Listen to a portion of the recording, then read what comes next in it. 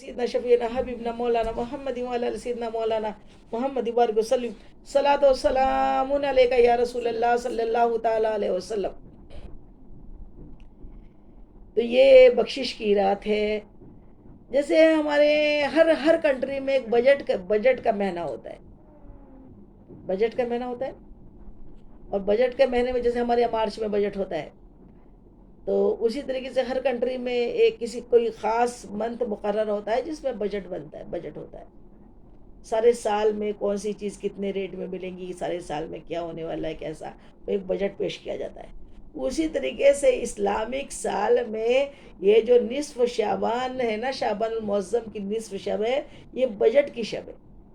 یہ بجٹ کی شب ہے۔ اور اللہ تعالیٰ نے ہماری زندگی، ہماری موت، ہماری بیماریاں، ہماری روزی، ہماری خوشیاں، ہم پہ کیا کیا ہونے والا ہے ساری زندگی میں، یہ سارا کے سارا لوح محفوظ میں درج کر دیا ہے۔ ہم کیسے رہیں گے، بدبخت ہو کے رہیں گے کہ خوش بخت ہو کے رہیں گے، ایمان پہ رہیں گے کہ بے ایمان ہو کے مریں گے، اللہ اکبر، یہ سب لکھا ہوا ہے۔ لیکن دعا جو ہے نا مومن کا ہتھیار ہے، دعا کیا ہے؟ مومن کا ہتھیار ہے، مومن کا بھروسہ ہے، اور بندہ اور اللہ غفور الرحیم ہے، بخشنے والا مہربان ہے، اس کو کسی کو جواب دینا نہیں ہے، اور اس کی رحمت بخشش کے بہانے ڈھونڈتی ہے، اس کی رحمت بخشش کے بہانے ڈھونڈتی ہے۔ تو اب اللہ تعالیٰ نے ہمیں سکھا دیا نا، جبریل امین کو بھیجا اللہ نے اپنے حبیب کے پاس کہ آج بخشش کی رات ہے، اللہ پہلے آسمان پہ دینے پہ آیا ہے، پکار لی اس کی رحمت، مانگو مانگو مانگو، اور ہم غفلت میں سوئے سوئے سوئے، تو اللہ تعالیٰ کے حبیب سے اللہ تعالیٰ نے کہلوا دیا، روز تو سو جاتے ہو نا، روز تو غفلت کی نیندوں میں سوتے رہتے ہو، تہجد کے ٹائم میں بھی سوتے رہتے ہیں، اللہ اکبر، وہ کئی تو بیچارے فجر میں بھی سوئے رہتے ہیں، اللہ اکبر اللہ اکبر۔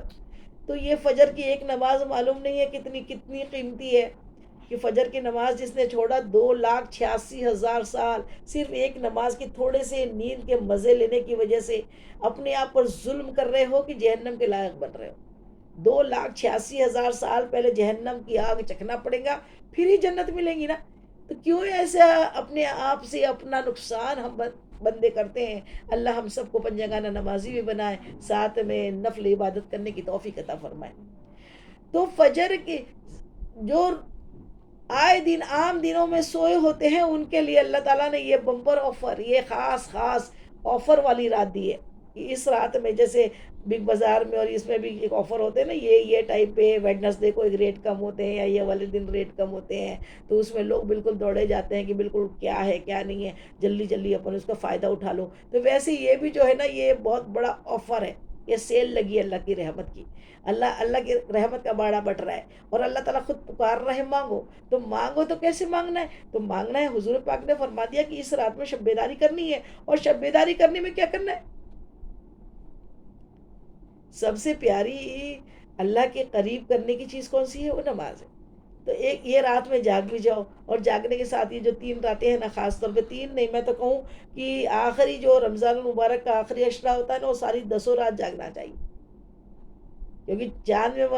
اگر ہم نے آگے پیچھے دیکھا ہے تو پھر تو یہی ہو جائے گا نا کہ وہ تاکرات جس کو سمجھ رہے ہو تاکرات نہیں تھی، تو اسی لیے اعتکاف کا اہتمام ہے آخر 10۔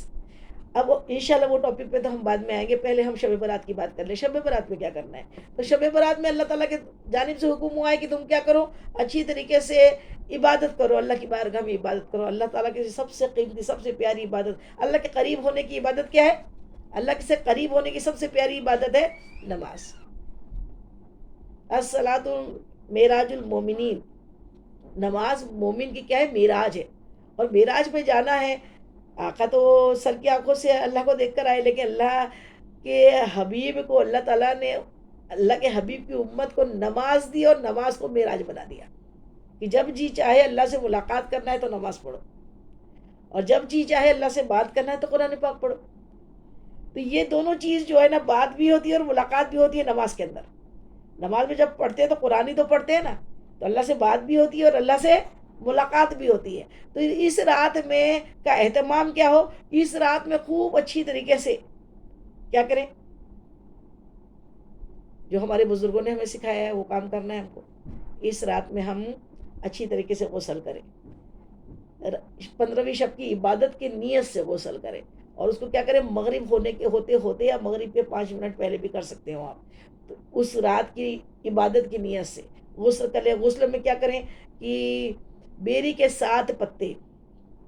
بیری کے درخت ہوتا ہے نا، بیر کا بیر ہوتے ہیں جو بیری، بیری کے 7 پتے پانی میں جوش دے کر ابال کر اس پانی کو اپنے نہانے کے پانی میں ملا لیں اور اس سے اچھی طریقے سے غسل کرے۔ بیری کے پتے کی بڑی اہمیت ہے، بیری کے درخت کی بہت بڑی اہمیت ہے، یہ سدرۃ المنتہا کا درخت ہے، جبریل امین کے رہنے کی جگہ کا درخت ہے، یہ جنت کا پھل ہے، جنت کا درخت ہے، اس کو کھایا بھی کرے اور اس پتے کا احترام بھی کیا کرے۔ اس پتے سے، جس نے حدیث پاک میں بہت ساری جگہ پہ آیا ہے، وہ طویل بات ہو جائیں گی، تو اس میں آیا ہے کہ 7 پتے سے جس نے بیری کے درخت پہ کے 7 پتوں کو پانی میں جوش دے کر غسل کیا، سارے سال اس پہ سحر زہر جادو ٹونے کا اثر اس کے جسم پر نہیں ہوتا۔ تو یہ والا کام کرے کہ پہلے غسل کر لیں، غسل کر کے اچھی طریقے سے اچھے کپڑے، جو ایسے ضروری نہیں ہے آپ نئے کپڑے پہنے، اپنے آپ کے پاس جو میسر ہو، لیکن کپڑے پاک ہونے چاہیے، صاف ہونے چاہیے، اچھی طریقے سے سطر ڈھکنا چاہیے، سطر ڈھکنے والے کپڑوں کو سے بطن کرے، اور اس کے بعد میں پھر کیا کرے، مغرب پڑھیں، مغرب کی نماز کے بعد پھر 2 2 رکعت کر کے سورہ یاسین کی نمازیں ہیں، وہ سورہ یاسین 2 رکعت پڑھ کے اللہ خیر کے ساتھ، ایمان کے ساتھ لمبی عمر کی دعا کرنا ہے۔ 2 رکعت کے بعد سورہ یاسین 1 مرتبہ پڑھ کے یہ دعا کرنا ہے، پھر 2 رکعت نماز، پھر سورہ نفل نماز پڑھنا ہے، اور پھر اس میں کیا کرنا ہے، 2 رکعت نماز روزی رزق کے لیے دعا مانگنا ہے اللہ تعالیٰ سے کہ اللہ ہی دینے پر آیا ہے، جہنم سے آزادی کے لیے دعا مانگنا ہے۔ کل ملا کے 3 مرتبہ سورہ یاسین پڑھنا ہے، 6 مرتبہ 6 رکعت نماز پڑھنا ہے۔ اس طریقے سے یہ نماز ہو جائے گی۔ نماز کے بعد میں پھر ہم فاتحہ والے لوگ ہیں، ہم فاتحہ دلائیں گے، فاتحہ دلانا سنت ہے، آقا نے بھی اپنے سامنے کچھ جمع کر کے سب جگہ کا پھر آپ نے کچھ پڑھا تھا، تو وہ، اور اللہ کا کلام پڑھنے میں کوئی گناہ نہیں ہے بھائی، فاتحہ سے تو برکتیں ہوتی ہیں، اس کی لذت ہی الگ ہوتی ہے، اور وہ قسمت والوں کو ہی نصیب ہوتا ہے۔ اللہ کا ذکر کر کے کھانا، اللہ کا ذکر کر کے کھانے میں کیا گناہ ہے، کہاں سے گناہ ہو رہا ہے؟ تو فاتحہ کرے، اور اس دن آقا کو ہم نے کہاں دیکھا تھا، ام المومنین نے، ہماری امی نے بقی کے قبرستان میں دیکھا تھا، جنت البقیع کے قبرستان میں دیکھا تھا، تو قبرستان میں آپ مرحومین کے لیے دعا کر رہے تھے، اور حدیث پاک بھی ہے کہ آقا نے خود فرمایا کہ اس رات اللہ تعالیٰ بنو قلب کی بکریوں کے بھیڑوں سے زیادہ مرحومین کی بخشش کرتا ہے۔ تو ہمارا کام ہے کہ ہم تو ابھی زندہ ہے، اللہ کرے ہمارے مرحومینوں کو اللہ تعالیٰ جنت الفردوس میں اعلیٰ تعالیٰ مقام نصیب کرے، اللہ تعالیٰ ان کو بلند مقام عطا کرے جنت الفردوس کے۔ تو اس کے لیے کیا کرے کہ ہم اہتمام کریں، جو بھی کھانے بنائے، حلوے بنائے، جو بھی بنائے، غریبوں کو کھلائے، اپنے بے سہاراؤں کو کھلائے، ان کی مدد کرے۔ اور قبرستان میں بھی جانا سنت ہے میرے آقا کی، آقا نے ہمیشہ کہا کہ قبرستان جایا کرو، قبرستان جانے سے ایک عبرت ملتی ہے، ہمیں بھی محسوس ہوتا ہے کہ ہم کو بھی مرنا ہے۔ عورتوں کے لیے قبرستان نہیں جانا ہے، لیکن مردوں کو بھیج سکتی ہیں ہم عورتیں کیا کریں، اپنے بھائیوں کو، بیٹوں کو، شوہر کو، باپ کو قبرستان بھیجیں، ان کو کہے کہ آپ جائیں، اور ان کے مرحومین کے لیے، مرحومین سلام بھی کا جواب بھی دیتے ہیں، اور ہمیں پہچانتے بھی ہیں، ان کے لیے ایصال ثواب کریں، اور ایصال ثواب کر کے ہاں آتش بازیاں یہ کرنا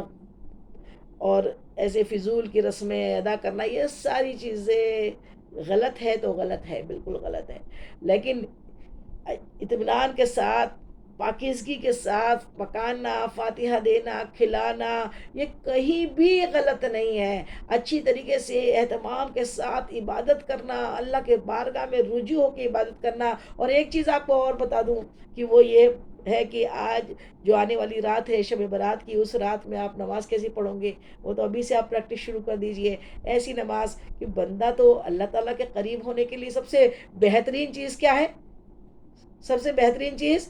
اللہ کی عبادت میں کھڑے ہو جانا، بارگاہ میں کھڑے ہو جانا، عبادت کرنے کے لیے کھڑے ہو جانا۔ تو عبادت کرنے کے لیے کیسے کھڑے ہونا ہے، غور سے سنیے، عبادت کرنے کے لیے ایسا کھڑا ہونا ہے، پھر یہ بند ہو گیا،